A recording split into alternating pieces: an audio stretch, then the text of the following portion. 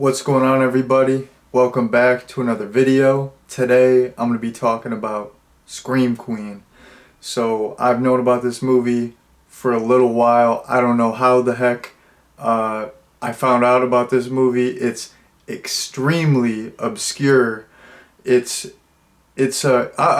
give you all the story behind this movie. This is like a 1 second story. I don't know all the details, but here's what I know. So this movie, it's known as the Lost Linnea Quigley movie. It's this shot on video movie. They started filming in 1998, and I believe they halted production, and then they started shooting again in 2002, finished the film in 2002, and but it probably came out, on video and had a little short run, and it was never, re-released. So this is an extremely obscure movie. It's a very rare movie, and that's what piqued my interest about it. Maybe I was just like looking up other Linnea Quigley movies. Maybe that's how I found it. I don't really recall. But anyways, that's what drew me in. The fact that's what drew me in. I said that's what drew me in. Like, sometimes I can't speak on here. I gotta stop freestyling these videos. Anyways, that's what drew me in, was the whole, the idea that this movie was rare. I was actually at one point gonna buy this on Blu-ray, because it did get a Blu-ray release in 2023, I believe. But I don't know, like I just, like, the Blu-ray was going for like, I think like 15 or 20 bucks, and I was like, this movie might be really bad. I don't really want to drop 20 bucks on the Blu-ray. And then I found out, oh, it's available. You can rent it on YouTube, or you can rent it on Amazon. So I was going to do that and watch it that way eventually. But then your boy was browsing Tubi the other day, and I like checking out the first time on Tubi the first time on Tubi section, because you get a lot of weird, obscure, crazy B movies in that section. My type of stuff. So I was checking the first time on Tubi section, and then I saw this movie, and I was ecstatic. I was so happy. I'm like, yes, I finally get to check out this movie. I was amped. So, I watched it right away. So, yeah, I'm glad I got to check it out, and I got to check it out for free. So, I mean, I'm blessed up over here. But anyways, my overall thoughts of the movie, I thought it was just okay. I didn't go in with high expectations. I was curious about this movie. I wanted to see it because it's so obscure, because it's rare, but I didn't think it was going to be a fantastic movie, but I had to see it. I was just intrigued. So yeah, this movie was just okay. I mean, you gotta look at it from the lens of, this is a micro budget shot on video movie.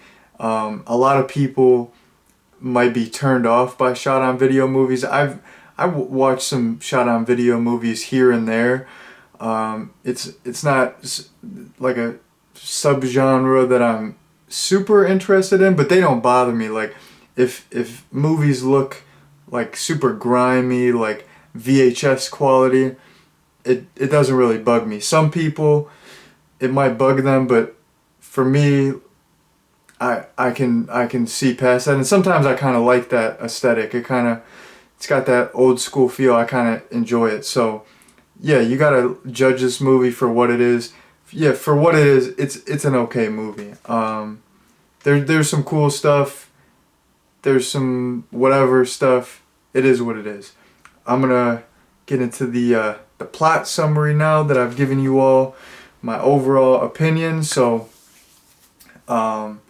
there's this movie shoot for this shot on video horror movie, and the star is this fictional actress who's played by Linnea Quigley, and this fictional actress she's very similar to Linnea Quigley, where she's this like B movie like scream queen horror icon, and she's on this set of this cheap movie, and she's just being a total diva. She's like, "You're amateurs. You're so unprofessional. I'm the star," and she's like bossing everyone around. And one day they're just filming, and she leaves the set, and immediately, like 2 seconds after, she gets into this car crash. She just effing explodes. There's flames everywhere, and she tragically dies. And the whole crew, they're all broken up about it, because she was the selling point of the movie. She was the star. Without her, they can't finish the movie. They can't really get funding without her. Like, she was like the marketable star. So, the director, he's like already an alcoholic, but he just begins drinking even more. He's drinking like crazy. He's got the flask on deck. He's got like little shooters in his pocket. He's just down in those like they're water, like they're soda pop, So anyways, the crew is all distraught, and they can't film anymore. So they're just all depressed. And then one day, the entire crew, they all get the same letter to meet at this house, but they don't know before they get there that they all got the same letter. And so then they get to this house, and they're like, why, hey, what is the whole crew from the movie doing here? And then it turns out that Linnea Quigley's character did not actually die, and she's trying to like fake her death and do this insurance scam.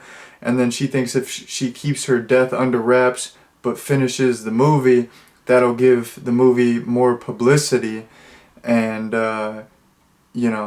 like the movie will make a bunch of money. So anyways, she wants to finish the movie at this house, and once they're at this house, people start dying. So that is the basic plot summary. Now I'm getting into some random points here. I kind of mentioned this earlier, but like early on in the movie, when they're at the initial shoot, when Linnea Quigley's character is like, "You're amateurs," I immediately thought of that whole Christian Bale incident on the set of Terminator Salvation, where he's like, I'm paraphrasing, I forgot exactly what he said, but he's like, "I can't work with you people. You're amateurs." He's like, "I'm done with you professionally." It would have been cool if she's like, "I'm done with you professionally." But anyways, I like how her character, like, she played this totally exaggerated version of herself, where she was just like a complete diva. She was a complete a-hole, and I don't know, she was funny how snobby she was. She's like, "I'm so much better than this movie, and this is some shot on video movie. It's just shot in someone's basement. This is BS. You're all amateurs. I'm the star here. I know what's up. You guys don't know anything. You're nothing without me." So I really liked her character. She was just a total dirtbag. It was awesome. And then it reminded me of that when Christian Bale was calling everyone amateurs and saying that he's done with them professionally. That's a classic moment. So I dig it. It was awesome. That was a cool element of the movie. Another element of the movie that was surprisingly well done were the kills. The kills in this were all practical. The kills were, I would say, they were kind of creative. There was a good little variety going on, and they were pretty gory. So yeah, actually, yeah, the practical effects in this were not bad. They weren't at the level of like an actual movie, but for like a shot on video micro budget movie, the practical effects were pretty darn good, and the kills were pretty darn good. So some standout kills. There was this was probably my favorite kill. This one woman gets her throat slit with this weird weapon. It's like a bendable piece of metal with a bunch of little mini knives sticking out of it, and the killer grabs it and just wraps it around her neck, and there's just so much blood just pouring out everywhere. That kill was fantastic. There's this one kill where a gentleman gets his face pretty much ripped off or cut off, and you get to see the aftermath, and it's all practical. It looks a little bit fake, but I thought it looked pretty good still. And there's also this kill where this gentleman gets an axe in the chest, and then you see it sticking out for like a while after. That was pretty good. But there's this one kill that was like laughably bad, and someone's getting stabbed, and the hand is just going like this, like the angle that it's filmed, it's like a point of view angle, like first person point of view, and the hand is just slowly going up and down in like a very robotic manner. That kill was laughable. It was kind of so bad it's good, but I could not take that seriously. Like, the hand was moving like 2 miles per hour, and it was just like continuously stabbing it with like the at the same exact angle. It looks so goofy. But other than that, the kills were pretty good.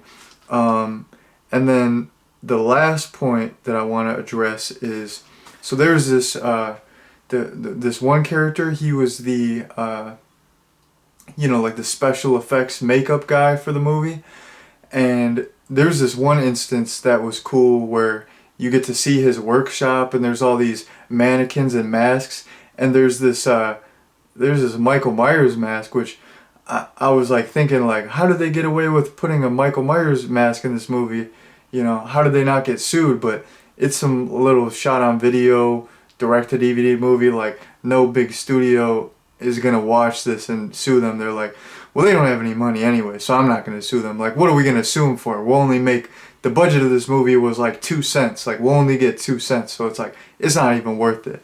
We got bigger fish to fry. But I liked seeing the makeup artist's workshop, and it was awesome that he had a Michael Myers mask. I think it was like supposed to be like he made the Myers mask, like that was one of the masks he was working on. But it was a pretty good looking Michael Myers mask, because if this was filmed in 1998, the Michael Myers masks were not as good back then. Like, they didn't have, Trick or Treat Studios where you could just get like a movie, like a Hollywood quality Michael Myers mask for like $60 online. Like, yeah, for a 1998 Michael Myers mask, it was pretty darn good. And I mean, Halloween is like my favorite horror franchise of all time, so I like seeing the Myers mask. And then something else that I want to talk about the makeup effects artist Squib is that's a cool name too, Squib.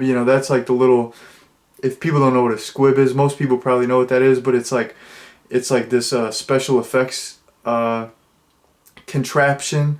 It's like a little bag of blood that's like triggered by an explosive. Like, they do it a lot with like gunshot wounds and stuff, where it's like a little explosive that triggers like an explosion of blood. A lot of times it'll be on like people's chests. But yeah, that's what a squib is, and I thought that was an awesome name for a makeup artist. But anyway, something that I really liked about his character, this was kind of like commentary on the horror genre. He's just sitting in his room, and he's like practicing his makeup, and he's like, no one appreciates these effects. I'm a dying breed. Everyone just wants computer generated effects. Nobody cares about what I do.